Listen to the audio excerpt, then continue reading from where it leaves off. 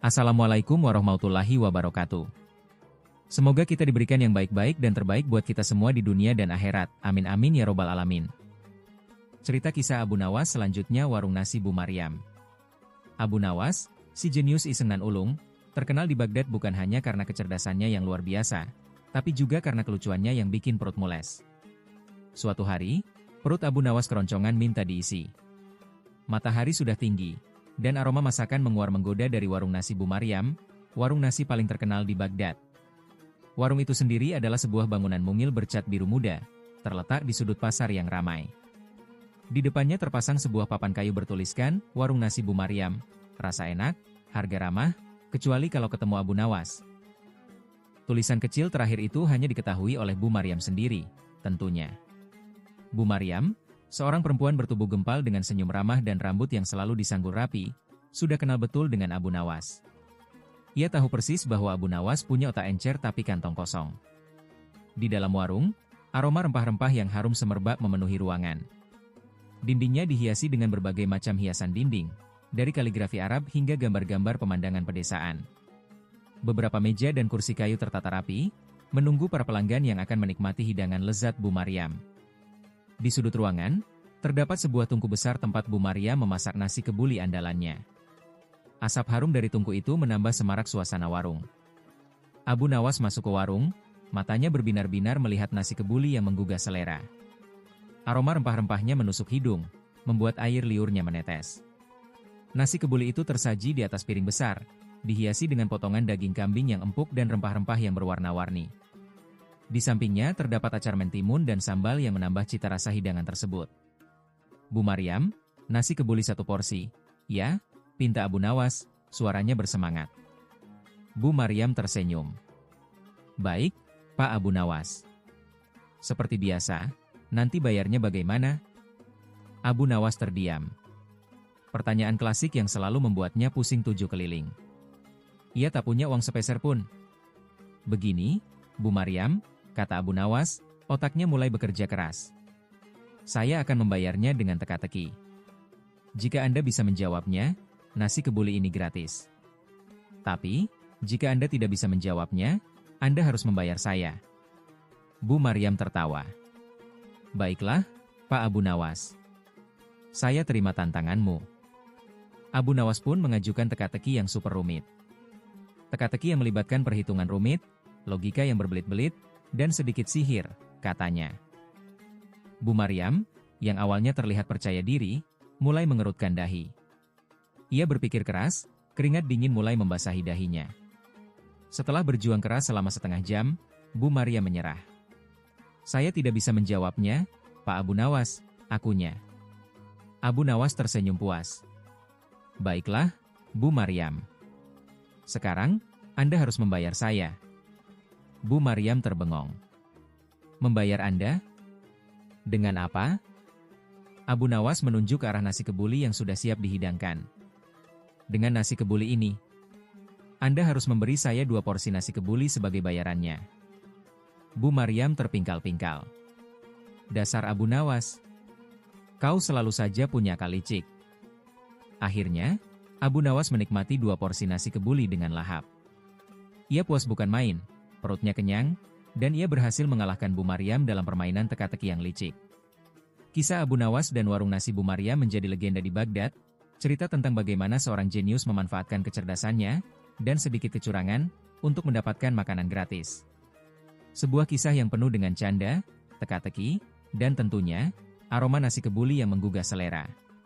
Abu Nawas, si Raja Iseng, sekali lagi membuktikan bahwa kecerdasan itu bisa digunakan untuk hal-hal yang lucu dan menguntungkan dirinya sendiri.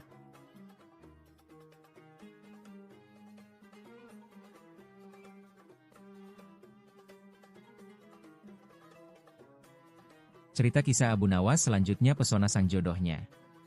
Abu Nawas, si jenius ulung sekaligus tukang iseng kelas kakap, terkenal seantero Baghdad.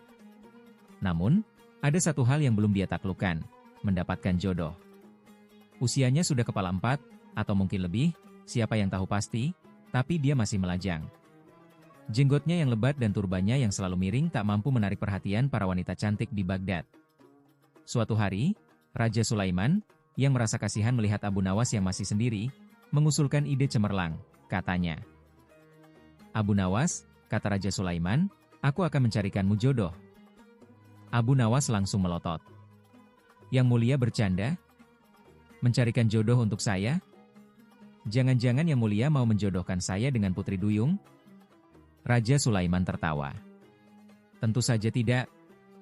Aku akan menjodohkanmu dengan putri bangsawan yang cantik jelita, kaya raya, dan pintar. Abu Nawas mengerutkan dahi. Pintar? Yang mulia yakin? Saya takut tidak akan mampu mengimbanginya. Raja Sulaiman menepuk pundak Abu Nawas. Tenang saja, aku telah memilih calon istri yang tepat untukmu. Dia cerdas, cantik, dan menyukai teka-teki. Abu Nawas langsung terkesiap. Teka-teki? Itu dia.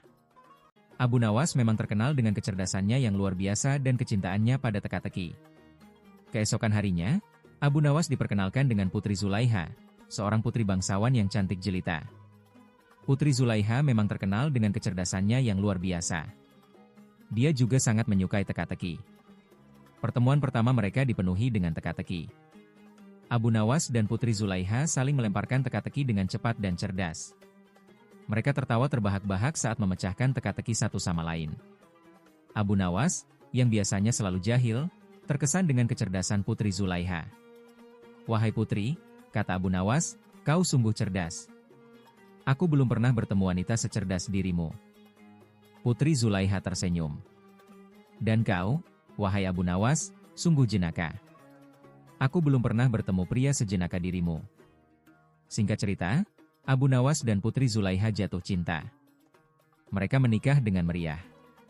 Pernikahan mereka dipenuhi dengan teka-teki dan canda tawa. Abu Nawas akhirnya menemukan jodohnya, bukan hanya seorang putri yang cantik dan kaya raya, tapi juga seorang wanita yang mampu mengimbangi kecerdasannya. Dan sejak saat itu, istana Baghdad selalu dipenuhi dengan canda tawa mereka berdua. Si Raja Prank akhirnya menemukan pasangan yang tepat, seseorang yang mampu memahami kejenakaannya dan mengimbangi kecerdasannya. Akhirnya, Abu Nawas tak hanya menaklukkan hati Raja Sulaiman, tapi juga hati Putri Zulaiha yang cerdas dan cantik.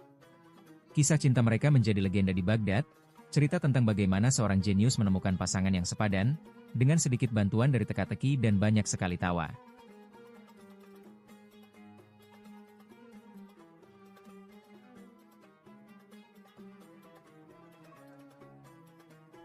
Kisah Abu Nawas selanjutnya petualangan kopi mania.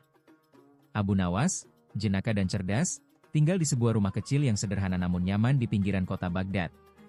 Rumahnya dikelilingi oleh kebun kecil yang ditanami berbagai macam tanaman rempah dan bunga berwarna-warni. Aroma harum bunga mawar dan melati bercampur dengan aroma kopi yang selalu mengepul dari dapurnya, menjadi ciri khas rumah Abu Nawas. Seekor kucing gemuk bernama Mimi selalu bermalas-malasan di bawah pohon mangga tua di halaman, sesekali mengendus-endus cangkir kopi yang tertinggal. Suatu pagi yang cerah, dengan matahari pagi menyinari kebunnya yang indah, bencana menimpa Abu Nawas. Ia bangun dan mendapati persediaan kopinya habis. Hanya ampas kering yang tersisa di dalam teko gerabah tua kesayangannya. Mimi, kucingnya, hanya menatapnya dengan tatapan polos dari balik pohon mangga. Astagfirullah, teriaknya panik, suaranya menggema di antara rimbunnya dedaunan. Bagaimana aku bisa hidup tanpa kopi? Ini lebih mengerikan daripada menghadapi pasukan gajah raja. Ia bergegas ke pasar yang ramai, dipenuhi pedagang dengan dagangannya yang beraneka ragam. Bau rempah-rempah dan buah-buahan segar memenuhi udara. Di tengah hiruk-pikuk pasar, ia melihat seekor kambing sedang makan rumput di dekat sebuah sumur tua yang airnya jernih. Ide jahilnya muncul lagi. "Hei, kambing," panggil Abu Nawas, suaranya hampir tenggelam dalam keramaian. "Mau coba kopi istimewa? Rasanya seperti madu dari surga." Ia menunjukkan sedikit ampas kopi.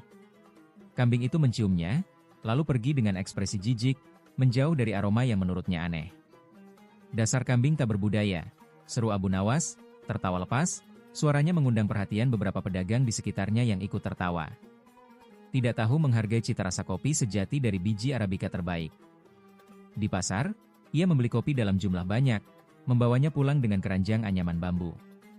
Di rumahnya, di antara aroma bunga dan rempah, ia semangat menyeduh. Aroma kopi memenuhi rumahnya yang sederhana, bercampur dengan aroma tanah dan dedaunan.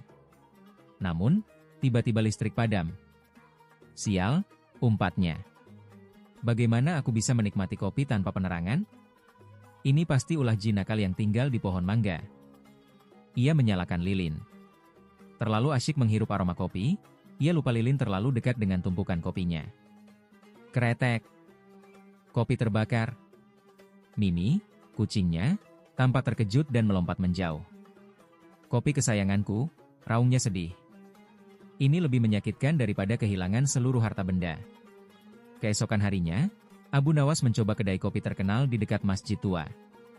Ia memesan kopi termahal. Namun, kopinya terlalu manis. Ini sirup, bukan kopi. Protesnya kepada pemilik kedai, suaranya terdengar sampai keluar kedai. Kau mencoba menipu seorang pakar kopi sepertiku? Pemilik kedai, ketakutan, menjelaskan, maaf Tuan Abu Nawas, gula sedang langka. Ini kopi terbaik yang ada. Abu Nawas frustasi.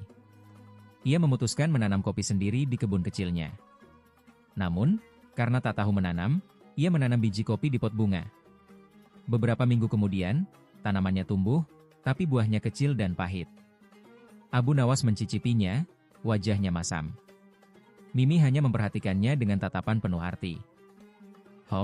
Katanya sambil menggelengkan kepala. Sepertinya aku lebih cocok menjadi penikmat kopi, bukan petani kopi. Tapi setidaknya, aku punya cerita lucu untuk diceritakan. Ia tertawa lepas, suaranya diiringi kicauan burung dan desiran angin di antara dedaunan. Petualangan kopinya memang selalu penuh kejutan dan humor, tetapi kecintaannya pada kopi tetap tak tergoyahkan.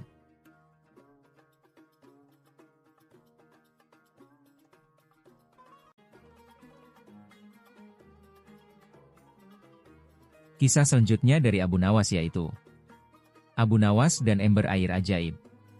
Di pagi yang cerah, burung-burung berkicau di taman istana, dan kehidupan kota tampak biasa seperti hari-hari sebelumnya. Namun, di lapangan tengah, seorang pria dengan pakaian sederhana berjalan dengan membawa ember kosong. Pria itu adalah Abu Nawas, yang dikenal dengan kecerdikannya. Ia tampak mondar-mandir di lapangan setiap pagi, melakukan ritual yang membuat orang-orang penasaran. Tidak terkecuali Sultan, yang mengamati Abu Nawas dari jendela istananya. Semakin hari, rasa penasaran Sultan semakin besar. Abu Nawas terlihat sangat serius dengan ember kosongnya, seolah-olah benda itu memiliki kekuatan magis. Suatu pagi, Sultan akhirnya memutuskan untuk mendekati Abu Nawas. Ia berjalan dengan anggun, dikelilingi oleh para pengawalnya, lalu memanggil Abu Nawas dengan suara lembut. Abu Nawas, aku sudah memperhatikanmu beberapa hari ini. Untuk apa kau membawa ember kosong itu ke lapangan setiap pagi? Apa yang kau lakukan dengan benda itu? Abu Nawas tersenyum, lalu membungkuk hormat kepada Sultan. Dengan nada penuh keyakinan, ia berkata, Tuanku, ini bukan sembarang ember. Ember ini adalah ember ajaib. Sultan mengangkat alisnya. Ember ajaib? Ajaibnya di mana? Abu Nawas menjelaskan dengan serius, ember ini bisa menangkap suara keluhan rakyat, Tuanku. Dengan ember ini, saya dapat mendengar apa yang mereka rasakan dan mengetahui apa yang mereka butuhkan. Sultan merasa jawaban Abu Nawas terlalu aneh, tetapi ia terlalu penasaran untuk membantah. Baiklah, aku ingin melihat bagaimana embermu bekerja. Besok, aku akan mengamatimu dari jauh. Keesokan harinya, Sultan menyelinap ke taman, bersembunyi di balik pohon besar, dan mengamati Abu Nawas. Ia melihat Abu Nawas meletakkan ember kosong di tanah, lalu berbicara kepadanya seperti berbicara kepada manusia. Hai ember, kenapa rakyat mengeluh? Tanya Abu Nawas dengan nada serius. Setelah beberapa saat hening, Abu Nawas menjawab sendiri pertanyaannya dengan suara lantang, rakyat mengeluh karena perut mereka kosong, seperti ember ini. Sultan yang mendengar sindiran itu tersentak. Kata-kata Abu Nawas sederhana, tetapi syarat makna. Sultan mulai merasa ada sesuatu yang salah dengan cara ia mengelola kerajaannya. Malam itu, Sultan kembali ke istana dengan pikiran penuh. Ia merenung tentang kesejahteraan rakyatnya dan mencari cara untuk memperbaiki keadaan. Di istana, Sultan memanggil para penasihatnya untuk berdiskusi. Aku ingin tahu apakah rakyat kita benar-benar kelaparan. Apa yang kalian ketahui tentang keadaan mereka? Para penasihat tampak ragu, tetapi salah satu dari mereka memberanikan diri untuk berbicara. Paduka, memang benar bahwa banyak rakyat yang kesulitan mendapatkan makanan. Tapi kami pikir ini adalah masalah kecil yang tidak perlu mengganggu pikiran Paduka. Sultan menghela napas panjang. Ia merasa kecewa karena para penasihatnya tidak jujur sebelumnya. Kalau begitu, mulai besok, kita akan membuka dapur umum untuk rakyat. Pastikan semua orang bisa mendapatkan makanan tanpa terkecuali. Pengumuman tentang dapur umum segera tersebar ke seluruh penjuru negeri. Rakyat mulai berdatangan ke istana untuk mendapatkan makanan. Mereka merasa bersyukur dan memuji Sultan atas kebijakannya. Namun, Abu Nawas tetap berjalan-jalan membawa ember kosong setiap pagi. Sultan yang penasaran kembali menghampiri Abu Nawas di lapangan. Abu Nawas, bukankah rakyat sudah tidak kelaparan lagi? Kenapa kau masih membawa ember kosong itu? Abu Nawas tersenyum dan berkata, benar, tuanku. Perut mereka sudah mulai terisi. Tapi keluhan mereka tidak hanya tentang makanan. Ada keluhan lain tentang keadilan, keamanan, dan kesejahteraan. Sultan termenung mendengar jawaban itu. Ia sadar bahwa tugas seorang pemimpin tidak pernah selesai. Jadi, kau akan terus membawa ember itu? Tanya Sultan. Tentu saja, tuanku, jawab Abu Nawas sambil tersenyum lebar. Ember ini adalah pengingat bahwa suara rakyat harus selalu didengar. Selama keluhan masih ada, ember ini akan tetap kosong. Sultan mengangguk dengan penuh penghormatan. Ia memutuskan untuk tidak hanya memperhatikan kebutuhan makanan rakyat, tetapi juga kebutuhan lainnya. Sultan mulai mengadakan pertemuan rutin dengan rakyat untuk mendengar keluhan mereka langsung. Ia juga memperbaiki sistem hukum dan keamanan kerajaan agar semua orang merasa dihormati dan dilindungi. Hari demi hari, kehidupan rakyat menjadi semakin baik. Abu Nawas tetap berjalan dengan ember kosongnya, tetapi semakin sedikit keluhan yang ia dengar. Setiap kali ia melewati rakyat, ia berseru, masih ada yang mengeluh. Ember belum penuh. Namun, rakyat hanya tersenyum, karena mereka tahu bahwa suara mereka telah didengar.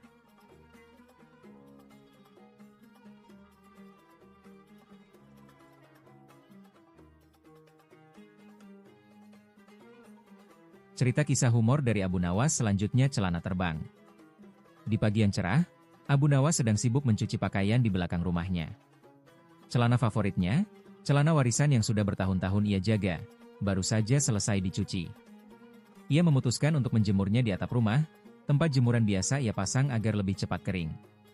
Celana itu adalah satu-satunya celana panjang yang ia miliki, sekaligus menjadi harta paling berharga. Tanpa celana ini, pikirnya, aku tak punya apa-apa lagi selain jubahku. Saat menjemur celana di atap, angin mulai bertiup pelan. Abu Nawas memandang ke langit biru yang cerah sambil bersenandung kecil. Hari yang sempurna untuk menjemur. Angin ini benar-benar membantu, katanya. Ia tidak menyadari bahwa tiupan angin yang lembut itu akan segera menjadi masalah besar.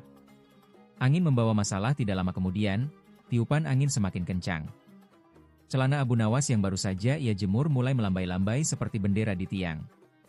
Abu Nawas, yang awalnya merasa santai, mulai merasa khawatir. Wahai angin, jangan terlalu kencang. Jangan bawa pergi celanaku, katanya sambil mencoba menahan jemurannya. Namun, angin tidak mendengar keluhannya. Tiupan yang semakin kuat melepaskan celana Abu Nawas dari jemurannya, membuatnya melayang-layang di udara seperti layang-layang. Abu Nawas menatap celananya dengan mata terbelalak. Celanaku, jangan pergi. Kembalilah, serunya sambil mencoba mengejar celana yang kini melayang jauh di atas rumahnya. Burung elang dan celana. Saat celana Abu Nawas melayang tinggi, seekor burung elang besar muncul dari langit. Burung itu berputar-putar seperti mencari sesuatu. Mata tajamnya langsung tertuju pada celana Abu Nawas yang melambung seperti mangsa yang menarik. Dalam sekejap, burung elang itu menyambar celana dengan cakarnya dan terbang menjauh. Melihat kejadian itu, Abu Nawas berteriak sekuat tenaga, "Pencuri celana! Berani-beraninya kau angkut kehormatan orang." Ia segera turun dari atap rumah dan mulai berlari mengejar burung elang. Meski ia tahu burung itu terbang jauh lebih cepat, Abu Nawas tidak menyerah. Reaksi tetangga-tetangga yang melihat Abu Nawas berlari dengan panik langsung merasa penasaran. Salah satu tetangganya, seorang wanita yang sedang menyiram tanaman, bertanya, "Abu Nawas, apa yang terjadi? Kenapa kau berlari sambil berteriak-teriak?" Abu Nawas berhenti sejenak untuk menjelaskan. "Celanaku dicuri oleh burung elang. Kalau celana itu hilang, aku resmi jadi pertapa. Tetangga itu tertawa terbahak-bahak. Celana terbang? Kau ini memang unik, Abu Nawas. Kenapa kau begitu heboh hanya karena satu celana? Abu Nawas menjawab dengan penuh semangat, karena itu satu-satunya celana yang kupunya. Kalau hilang, aku tak punya apa-apa lagi untuk menutupi kehormatanku. Mendengar jawaban itu, tetangga-tetangga lainnya mulai berkumpul untuk melihat apa yang sebenarnya terjadi. Anak-anak desa mengikuti Abu Nawas sambil bersorak, celananya terbang. Celananya terbang. Kejar-kejaran di desa, kejar-kejaran antara Abu Nawas dan burung elang itu menjadi tontonan di desa. Abu Nawas berlari melewati kebun, sawah, dan jalan kecil yang berliku. Sambil berlari, ia memanggil burung elang dengan suara lantang, "Hei burung! Aku tahu celana itu tidak cocok untukmu. Kembalikan celanaku." Burung elang hanya berputar-putar di udara, seolah-olah mengabaikan protes Abu Nawas. Abu Nawas akhirnya sampai di hutan kecil di pinggiran desa, tempat burung elang hinggap di pohon besar. Napas Abu Nawas terengah-engah, tetapi ia tidak menyerah. "Burung, dengarkan aku," kata Abu Nawas dengan nada yang lebih tenang. "Celana itu adalah harta paling berharga bagiku. Tolong lepaskan." Taktik Abu Nawas, namun, burung elang tetap diam, menggenggam celana Abu Nawas dengan cakarnya yang kuat. Abu Nawas berpikir keras, mencari cara untuk mendapatkan celananya kembali. Ia melihat sekeliling dan menemukan buah-buahan yang sudah matang di bawah pohon. Ia mengambil buah-buah itu dan mulai melemparkannya ke arah burung elang. "Hei burung, ambillah buah-buahan ini sebagai ganti celanaku. Kau tidak membutuhkan celana ini, tetapi buah ini akan mengenyangkan perutmu." Burung elang tampaknya mulai tertarik dengan tawaran Abu Nawas. Setelah beberapa kali lemparan, burung elang akhirnya melepaskan celana Abu Nawas dan mengambil buah sebagai gantinya.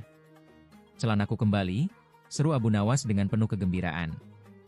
Ia segera mengambil celananya dan memeluknya seperti memeluk anak kecil. Kembali ke desa, Abu Nawas kembali ke desa dengan membawa celananya. Tetangga-tetangganya menyambutnya dengan tepuk tangan dan tawa.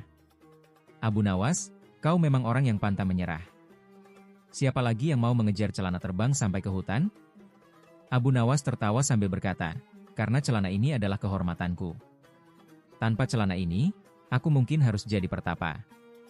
Sejak hari itu, cerita tentang celana terbang Abu Nawas menjadi legenda di desa.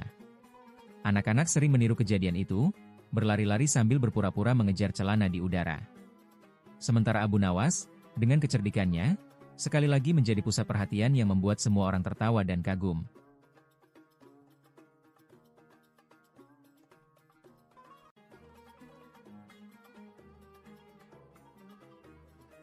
Cerita kisah Abu Nawas selanjutnya. Aminah janda terhibur. Abu Nawas, si jenius ulung sekaligus tukang jahil kelas kakap, lagi-lagi beraksi.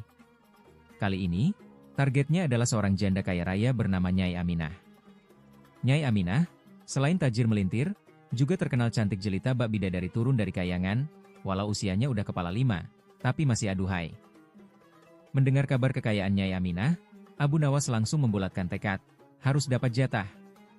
Bukan jatah harta, ya, tapi jatah, maksudnya, harus bisa menghibur Nyai Aminah.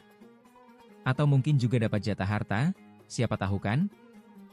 Dengan jubah lusuh dan turbannya yang tak kalah lusuh, Abu Nawas mendatangi rumah Nyai Aminah. Rumahnya? Wah, megahnya minta ampun.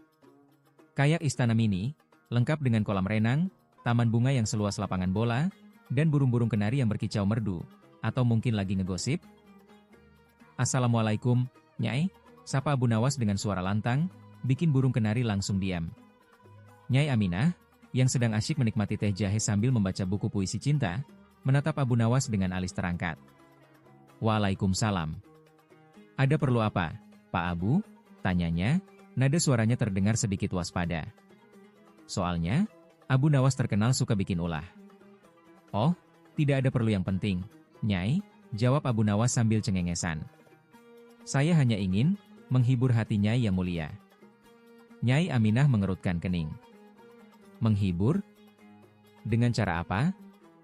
Abu Nawas mendehem, lalu mengeluarkan sebuah kambing. "Bukan kambing biasa, loh. Kambing ini berbulu putih bersih, bertanduk melingkar indah, dan pakai kacamata." Kacamata hitam, pula. Nyai Aminah tercengang. Kambing pakai kacamata? Apa ini, Pak Abu? Jangan-jangan Anda sudah gila. Abu Nawas tertawa terbahak-bahak.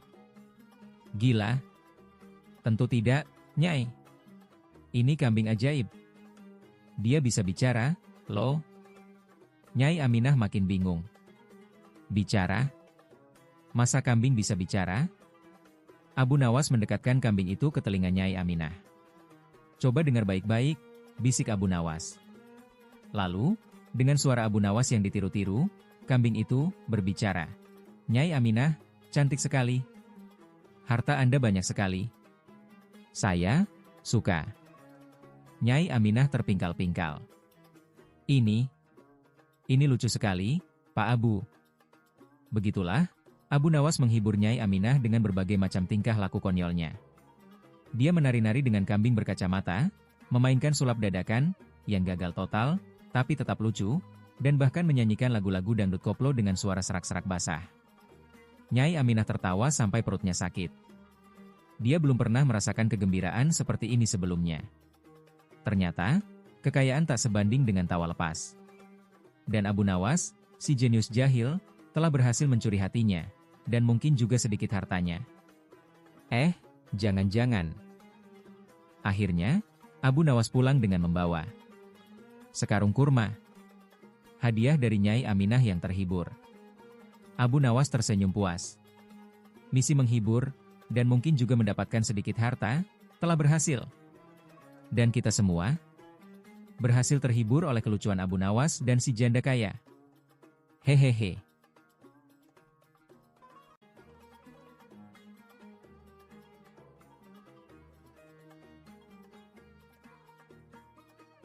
Kisah kecerdikan dan kelucuan dari Abu Nawas selanjutnya, ketika angin jadi sahabat.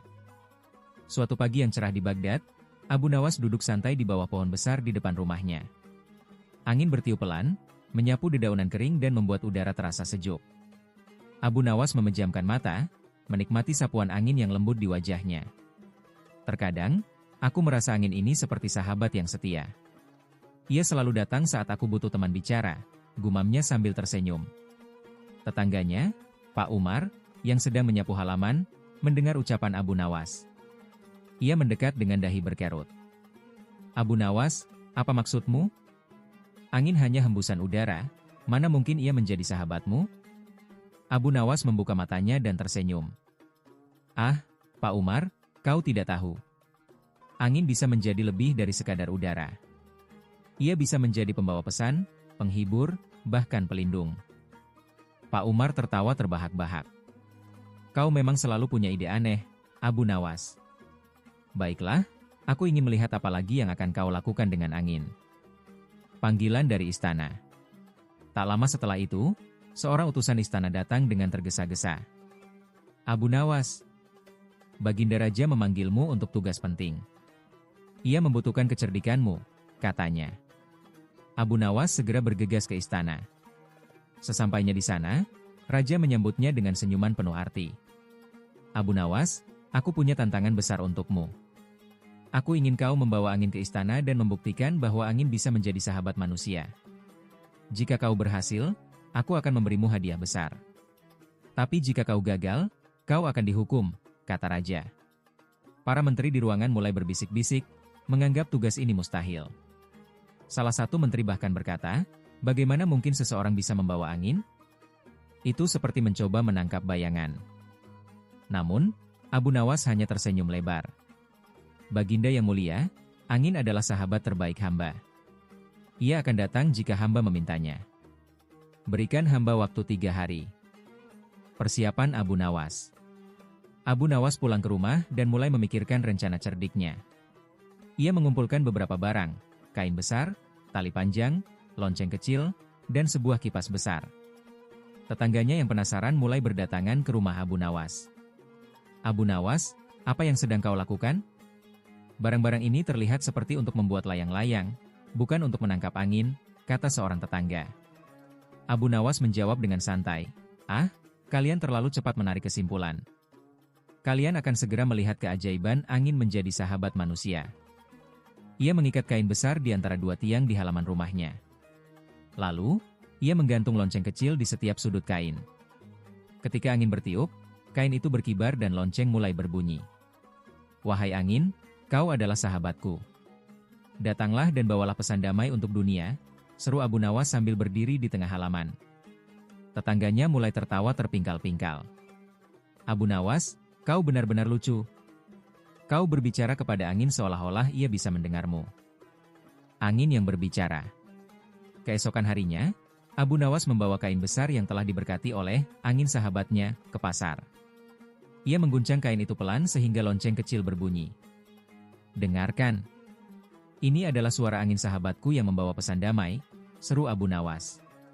Orang-orang di pasar berhenti dan berkumpul di sekitarnya. Mereka tertawa melihat aksi Abu Nawas. "Abu Nawas, kau memang selalu punya cara untuk menghibur kami," kata seorang pedagang buah. Abu Nawas terus berbicara dengan angin di kain itu. "Wahai angin, katakan kepada orang-orang Baghdad bahwa mereka harus saling berbagi dan tidak berebut barang dagangan." Para pedagang yang mendengar pesan itu mulai tersenyum. Suasana pasar yang tadinya penuh keributan menjadi lebih tenang. Kejadian lucu di istana. Abu Nawas membawa kain besar itu ke istana dengan penuh percaya diri. Ia memasuki aula kerajaan di mana raja dan para menteri sudah menunggu. "Baginda, inilah sahabat angin yang hamba janjikan. Dengarkanlah pesannya," kata Abu Nawas sambil mengguncang kain itu sehingga loncengnya berbunyi. Raja terkejut dan tertawa keras. "Abu Nawas, kau benar-benar luar biasa. Kau telah membawa angin ke istana dengan cara yang tidak pernah aku pikirkan." Seorang menteri yang skeptis mendekati kain itu dan bertanya, "Abu Nawas, jika angin ini sahabatmu, bisakah ia membawakan pesan dariku kepada Baginda Raja?" Abu Nawas menjawab dengan cepat, "Tentu saja. Tapi pesan itu harus ditulis di daun agar angin bisa membacanya." Seluruh istana dipenuhi dengan gelak tawa. Raja sangat puas dan memerintahkan agar kain, angin sahabat, Abu Nawas itu digantung di taman istana sebagai simbol kecerdikan Abu Nawas. Pelajaran dari angin. Cerita tentang angin sahabat Abu Nawas menjadi legenda di Baghdad. Rakyat belajar bahwa kreativitas dan imajinasi bisa mengubah hal biasa menjadi luar biasa.